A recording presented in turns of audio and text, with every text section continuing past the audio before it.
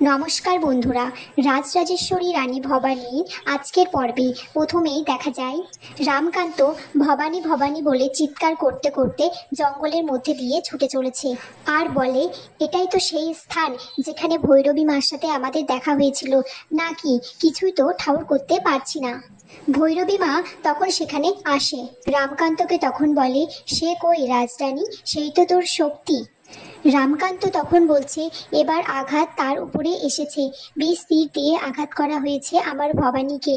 ওর খুব বিপদ মা, আপনি বাঁচান, কিছু করুন। তখন ভৈরবী মা বলছে, এই স্থান তারা মার স্থান, একবার মাকে ভক্তি ভরে ডাক, মনে বিশ্বাস রেখে সমস্ত বিপদের কথা বল মাকে, আত্মসমর্পণ কর, তবে যুবরাজ হিসেবে নয়, সাধারণ মানুষ হিসেবে।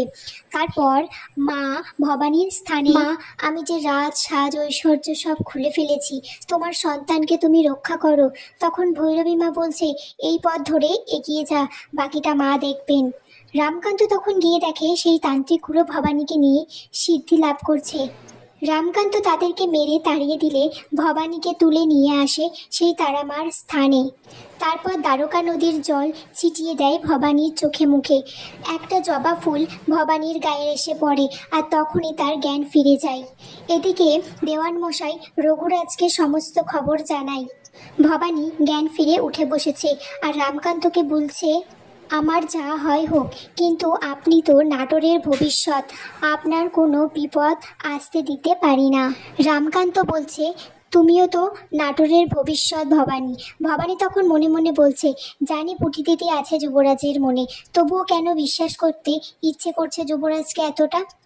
ভৈরবী মা তখন সেখানে আসে আর যুবরাজকে বলে, মা যেমন তোর কথা শুনেছে, মাকেও কথা দিয়ে যা, রাজরানীর হাত ধরে যে ভবানীর মূর্তি নাটোরে এসেছে, সেই মূর্তি তুই নাটোরের রাজ সিংহাসনে প্রতিষ্ঠা কর রাজ্যাভিষেকের পরে। রামকান্তর ভবানী তখন তারামার স্থানে প্রতিজ্ঞা করে যে তারা মায়ের মা ভবানীর রূপকে নাটোরের রাজ সিংহাসনে প্রতিষ্ঠা করবে। সেখান থেকে তারা মহলে ফিরে আসে। ইন্দুবউ বলে ভবানীকে, এত সত্যিই আশ্চর্যজনক ঘটনা, এত বড় তীরখান লাগছে, তোর কোনো রেশ নেই। ভবানী বলছে, মায়ের যে অশেষ কৃপা গো দিদি, মা সব সময় আমার মাথার উপর ছাতার মতো আছেন। তখন সেখানে যুবরাজ আসে আর দেওয়ান মশাইও, আর বলে, রঘুরাজ নিজে আসছেন রাজরানীকে দেখতে। সেরকম হলে আমার চেনা জানা ভালো কবিরাজ মশাই আছেন, তাদেরকে ডাকতি। ভবানী বলে, ধন্যবাদ খুড়োমশাই, তার আর কোনো প্রয়োজন নেই, আমি সুস্থ আছি। রঘুরাজ বলছে, তুমি নিজের কথা না ভেবে রামকান্তকে বাঁচাতে গিয়ে নিজের বিপদ ডেকে আনলে মা।